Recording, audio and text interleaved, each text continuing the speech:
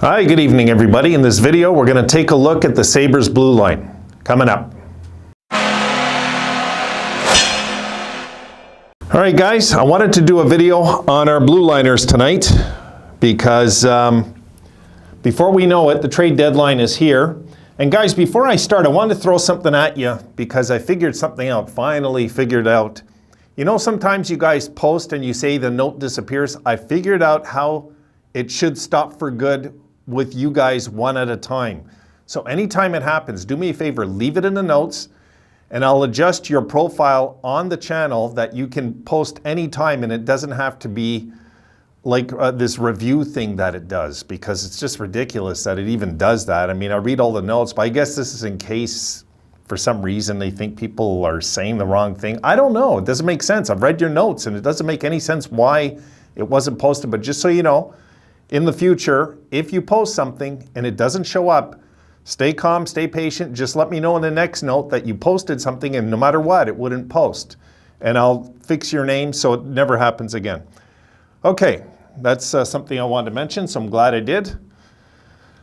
Now, we're going to look at the Blueliners, guys. I want to take a good look at this because we have the trade deadline coming up and we got to look at these unrestricted free agents and see if we're going to attempt to make a splash or not. We'll talk about it because I'm kind of on the fence both ways. I really am. Many of you have actually, and with rightfully so, have said we need to get another blue liner here and we need to get somebody with experience. I agree with that. And we got to stop getting hand-me-down players, you know? Nothing wrong with some of these guys. Pizik's worked out pretty good for a minimum salary guy, you know, like, but if we're gonna like take the next step, do we do it? Do we go after somebody for 3 years to really come in here and help a lot? Let's look at it. Okay, so I'm gonna show you the first, there's a few clips here, guys. I'm gonna show you the first one. Okay, now these are the guys currently on the roster. Yes, I'm going to go to Colin Miller after and so on. We'll talk about that in a sec. But let's take a look at this. Now, we see Dahlin, Jokiharju, Haig, Samuelsson, Pysyk, Bryson, Fitzgerald. The only guys I would say right there that I think are guarantees to be on this team next year are Dahlin, Jokiharju, Samuelsson. So I think there's three right there for next year. And as you can see, they're all under contract for next year for the same price. Haig, my guess, is going to walk, most likely. Pysyk most likely will probably find another home, I'm guessing. And Fitzgerald, well, he's under contract, we'll see. So I'm counting three there, okay? Let's go for the magic number 7 here. That's what I'm trying to get through on this video. Okay, let's look at the next clip. Let me open it up. And here we go. Now, Owen Power, Ryan Johnson. We know Owen Power is going to be a Sabre next year. I think that's pretty much a gimme. That's going to happen. Ryan Johnson, not for sure, but is it time that we bring him in? Is it time? Well, I guess we'll know next year, but I'm going to count him as in next year, okay? So I'm going to count Ryan Johnson, Owen Power, and the other 3. That's 5 so far. Now, here's something I wanted to mention. I'll open up this clip. Here we go. Okay, now, Colin Miller will Butcher. We know Butcher's gone. We're not going to re-sign Butcher. I'd be very surprised if we did. But Colin Miller, I don't think we're going to re-sign either. Now, he could be our ace in the hole, guys, to getting something.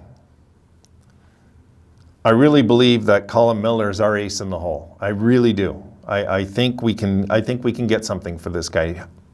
Is a first rounder possible? I don't know. It depends how desperate a team is down the stretch, going into a playoff run, you know, and he's right-sided, so there's a need for that out there, right? All over the league. So there is a chance that, you know, there is a chance, but I wouldn't bank on a first rounder. I know we've heard some rumors that that's what the Sabres are asking for. I would be thrilled if we got a first rounder for Colin Miller. Guys, he's unrestricted. You know what I mean? He's 29. I'd be thrilled if we somehow squeezed a first rounder somehow out of this. I just can't see it, but if we do, Adams is a genius if he pulls that somehow. So that's our ace in the hole when it comes to getting another high draft, the way I see it. And okay, here we go. This is the final clip. Okay, here we go. Now there's a list, okay, that's the top 22 highest paid UFAs going into this, the end of this season. Now the age that you see, guys, after UFA, like you see PK Subban at the top, 33.1, that's how old he will be at the, when it's open, when the UFA market is open. That is exactly how old these guys will be. Just so you know, it's not their age now, it's what it'll be then. So looking at this list, and there's 22, so there's a lot there to look at, I get it, but I mean, we know Boychuk's gone. Giordano is too old. Strawman also. You know, Letang, though, I'd be open-minded, even though he's 35. I would be open-minded because that's, in my opinion, a Hall of Fame defenseman. And I think that he is going to still command a good 3-year settlement somewhere with somebody. He's going to get a 3-year deal, I'm pretty sure. Maybe 2, but I'm guessing 3. He still has it in him to play as old as Giordano is, Letang. And a little down the list, there's Risto, you see. I'm sure the Flyers right now are debating if they're re-signing him. I don't even know. My God, poor Risto. Hasn't had much luck, eh? And then you go down the list, and there you see John Klinberg, who I'd be very interested in. He'll be 30, 29.9. Josh Manson's another one I'd be interested in. And of course, one of you actually brought up Nikita Zadorov tonight. And I'll round it out with that. And maybe Ben Sherratt. But Ben Sherratt, the Habs are looking for a first rounder. That's too much for Ben Sherratt. No, doesn't make any sense. But Zadorov, I'd be very interested in. Of course, we traded him in the O'Reilly deal, right? So I hated losing Zadorov back in the day. I did. And I think that's it for this right now. I'll put this down and chat a bit and kill this video and get on to the next one. I would be very interested in Zadorov. Sorry, I forget who posted that tonight. I read it and I agreed too. Yes. 6'6". I'd be interested in getting him back. I kind of regretted losing him in that deal. I remember it, but I had Zadorov pinned as one of the big names that was going to be in part of our rebuild with Jack, you know. He was actually the guy in my books at the time. He was the guy that I thought was going to be the big physical defenseman, which he is. I mean, this guy averages like 3 hits a game, something like that in his career. It's crazy. He goes out and does the same thing over and over and over. And he blocks too, you know? So it's something we should consider, Zadorov. And I think we might be able to just, who knows, get him in some sort of a deal that makes sense both ways, maybe? I don't know. But yes, I'd be all in on Zadorov if we could get him. That's another one. Of course, probably the prize will probably be Letang.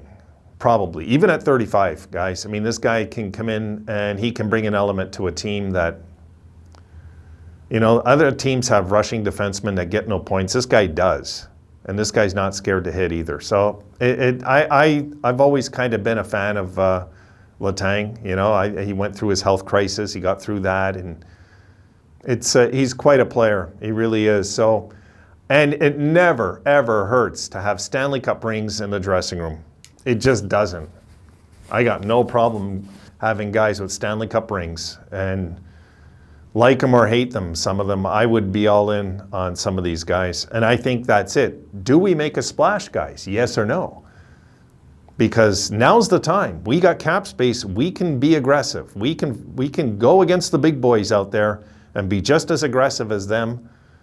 And force them to pay more, if at least get that part of it right. You know, we'll go into the market this year, the free agent market this year, which we're not good at historically, I might add. So, okay, we don't have any room for errors here. But getting a guy like Letang or Zadorov, who would be much cheaper, you can't go wrong. You just can't go wrong, I figure. And Zadorov would make the best sense. He's big, he's physical, he's 26, I believe now. Guys, it'd be perfect. You know, we drafted him in the first round. Nice to get him back, right, as one of our guys on the team. Not a guy like Pysyk, where Pysyk has been steady, don't get me wrong, but this guy would bring a whole different element of big and strong and mean on the ice, which I would like. So, yeah. Sorry, forgot your name, whoever said it, but I'm all in. I'm all in on Zadorov if we can get him. So you guys look at that list. You tell me who you like, who I might have just, I only mentioned 4 or 5 of them. You know, there's some good players there. Something to think about. All right, folks, I'll see you in the next video.